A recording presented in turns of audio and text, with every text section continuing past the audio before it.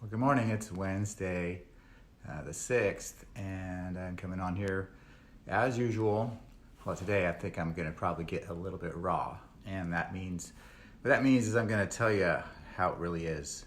So, no matter how much, sometimes you try, things just don't really necessarily go the way you intend, but that's the key intention, right? If you can hang on to just one of those things, like what your intentions were, then at least you tried, right?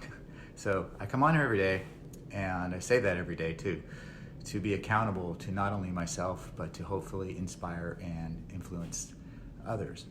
And so I also have a routine that I set up, and that's part of the ritual. You wake up and don't let anything, wake up on the first snooze alarm if you have to be awoken by an alarm, which I do. I tend to be,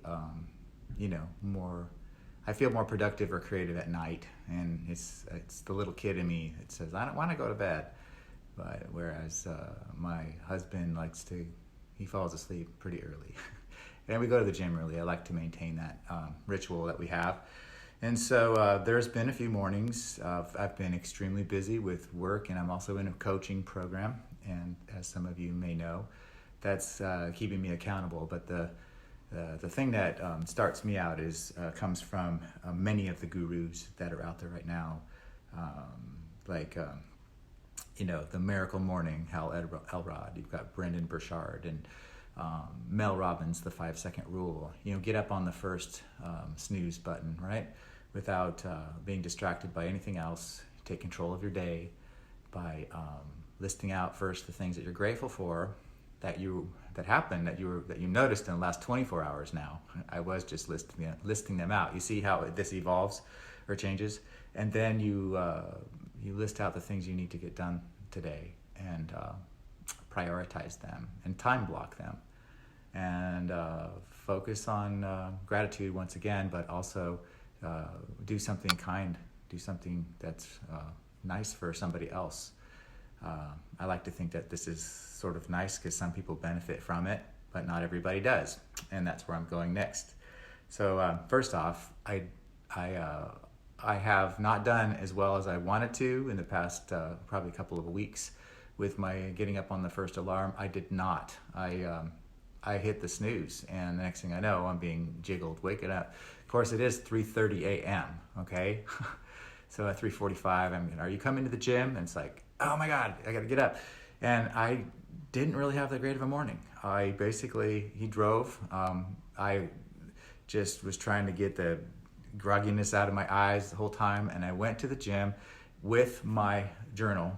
I still would not let any outside influences in, so I was doing well there. I was very dedicated, but I was really foggy-brained, and it took me a long time to snap out of it. And that is the one thing that Mel Robbins says. It's proven scientifically that you go back into sleep inertia when you hit your snooze button. So I'm here to tell you it's true. And the other thing is I happened to be, once I was done doing the ritual of writing down everything that I was grateful for and the things I had to do that day, she was on an Instagram live that I watched. And in the live, she was talking about being the other self of yours, the one that you argue with, the one that I argue with before I even come on here and talk. I think I'm going to talk about that.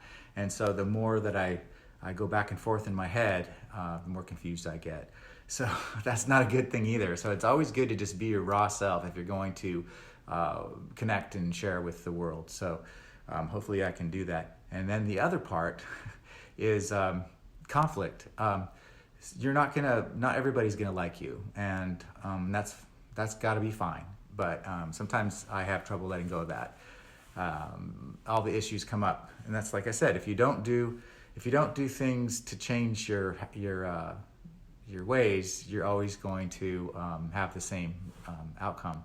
There's a lot of ways to say that, a lot of clever ways that people use to express that, but basically, if you don't change, don't expect change. So, and mine has to do with self-esteem and attitude and self-talk, and so I get offended and I react pretty quickly when somebody jabs at me, And whether they realize they're doing it or not. I mean, sometimes like at the gym, for instance, I was sitting there, nobody else was there, and I was journaling for about 15 minutes before I started my workout.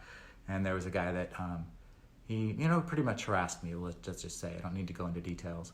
And asked him if he could basically mind his own business. And I wasn't affecting him in any way, but he made a judgment toward me. The other thing, yesterday, I do at least 10 to 15 video messages every day to people, and sometimes people it's fine if you roll your eyes, but I just tend to ignore that.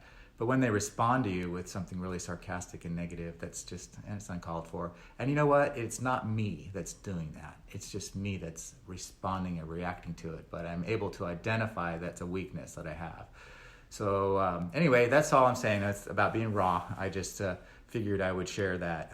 Not every day is a perfect day, but you certainly have the opportunity to turn it around and react to it differently than you would have if you were, your old self. So if you practice, which I intend to do, I am going to be a lot better at doing that and ultimately happier overall.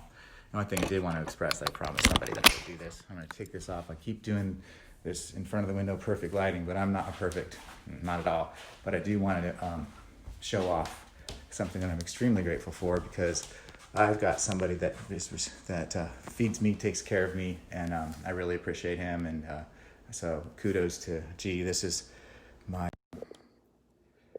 breakfast and my lunch for the day. Isn't that awesome? I mean, yes, it's vegan. Don't judge. Actually, judge if you want. It's fine. If you know any questions, that's the journal that I do. These are the people I decide I'm going to call and do a video message to.